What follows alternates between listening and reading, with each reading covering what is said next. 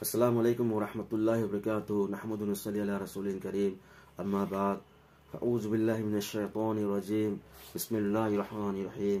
इन्ना नहनु नज़्ज़लना ज़िक्रा व इन्ना लहु लहाफ़िज़ून कुरान अल्लाह हिबीरी करियना कुरान इन थाबनी कुरान या मफहम पाउताक सिंगनी द कुरान से इन सेनगने अल्लाह हिबीरी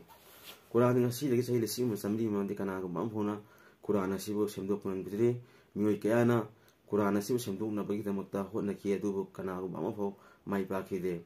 ngasi dai numit kharen ni mangda wasim rejbi ka wan pa mana na si Uttar Pradesh hai state tagini aduga Lucknow dagini mark sentence ya waqf board ki chairman oiba mahangna Quran याद kuntaruk lak thokadabani haiduna social media kaya gi mangda हाइबा मधुदगी अल्लाहना महाकपु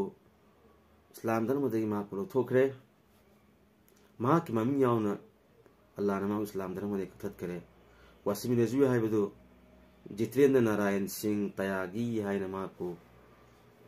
high Ming असिदा ओंथोखरे अल्लाहना न कुरान से कनागु माफौना ओंथोक ngamloi aduga Quran से मुथत पसु ngamoi Quran से हप्तिन मसु ngamai bas अल्लाह मसा मांगना challenge साता कुरान दा हिबीदे इन कुरान से नगनी हाइना सी मतंग द आया सी मतंग वरी बनबीरे खलीफा अमीरुल मुमिनीन मामून मा के हाइनबी रमी का येना मा के निथौ दरबार दा अलीमुल मासिंग लागा दिनी मतंग दा वफम थंबा बयान तौबसी तौरमी मरक मरकता अलीमुल मासिंग की वफम थंगै दा तुम अलीमा मा यहूदी अलीमा लकलमी हार वाले मसी कोई अलीमुल मासिंग मानदे मा के मैथोंग मा के फिजे सच्चा से मांग फजबा वफम थमी वफम थम लोयर मतुंगदा खलीफा मामुन अमीर मुमिन मा कौशल औशल हाइना इस्राइल नतबरा मांग हाय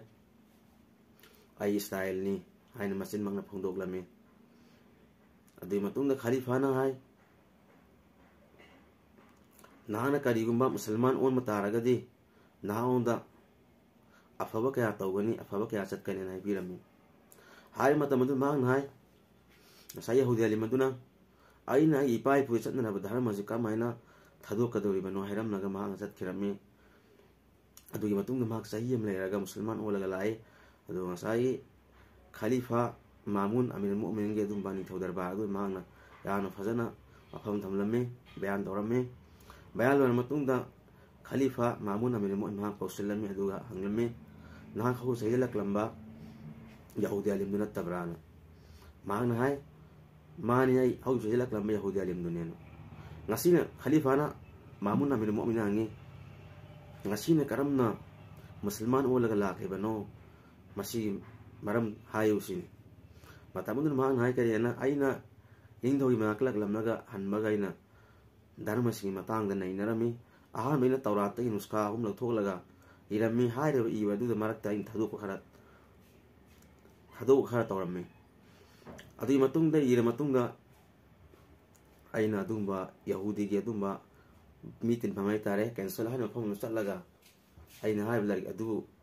योलम्मे योन मतमदा लोइन मंग लैखिरमी कना हम यहूदी अमा फोना ना किसिदा अवात पे याउरी अदुगा चुमस याउ हाइन अमा फोना हैरते कंप्लेन तोरते